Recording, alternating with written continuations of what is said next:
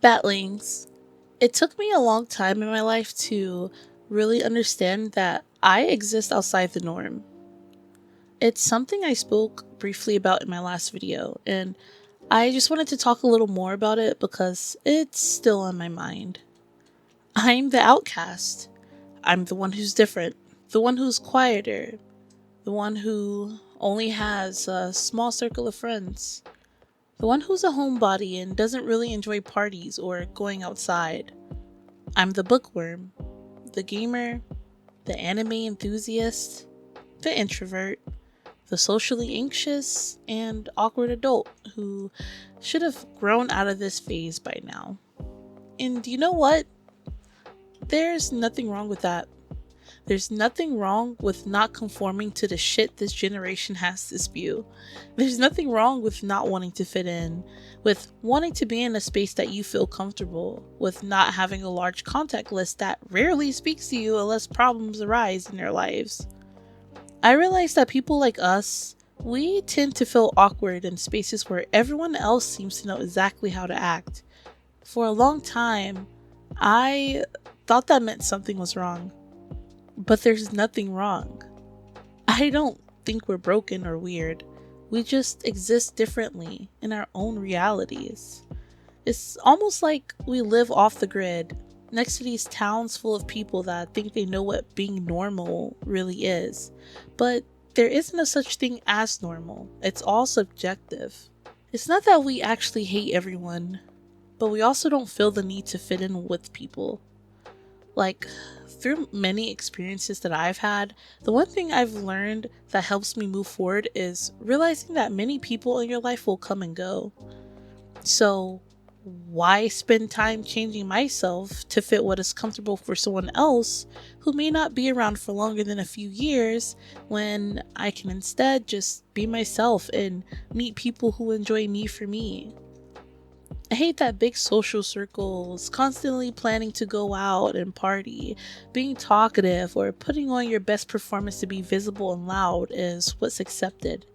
But as soon as someone who is more reserved and to themselves comes around, the world has an issue with it. The battle between wanting to be accepted and wanting to be authentic is something that weighed on me for a while growing up because of all the societal pressures throughout school life. While growing up, I finally realized that I would rather be authentic, even if it means not being accepted. Like, I would rather talk about my opinions and views loudly, proudly, than to continue shrinking myself down just to avoid judgment or to avoid rejection because I have this big fear of rejection. And honestly, if that means that I get to yap about Kuromi or my favorite games and shows and foods until your ears fall off, if that means I will continue to rage at my ranked games or cry when people in shows and videos cry or gush over goth music, then so be it, because those are my interests and that's what I love and it's a part of my personality. Batlings. Don't let the judgment of people who don't hold any value to you stop you from being yourself. Even if they do mean something to you, don't let that get in your way either.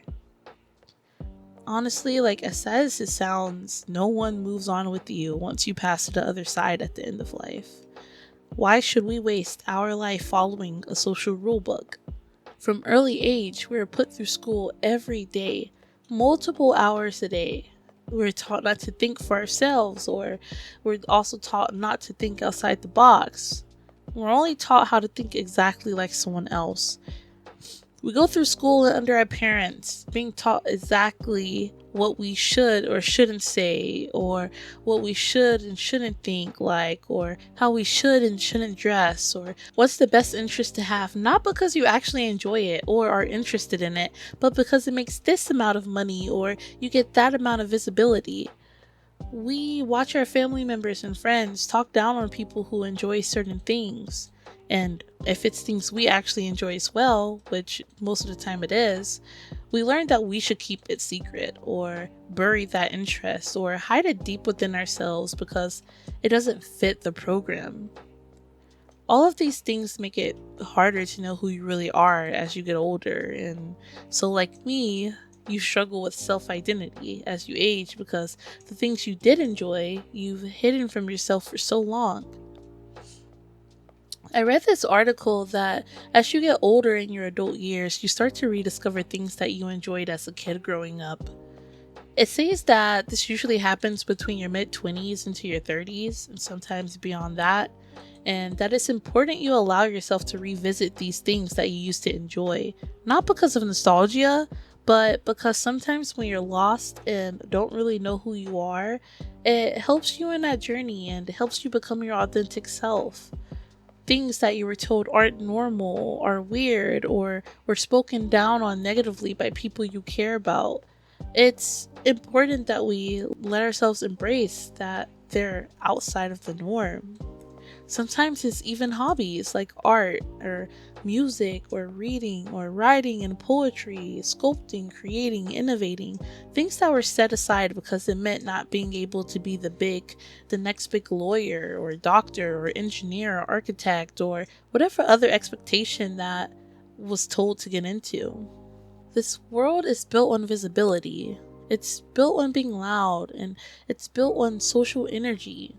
Social energy is rewarded and celebrated more than being calm, reserved, or simply enjoying your own peace.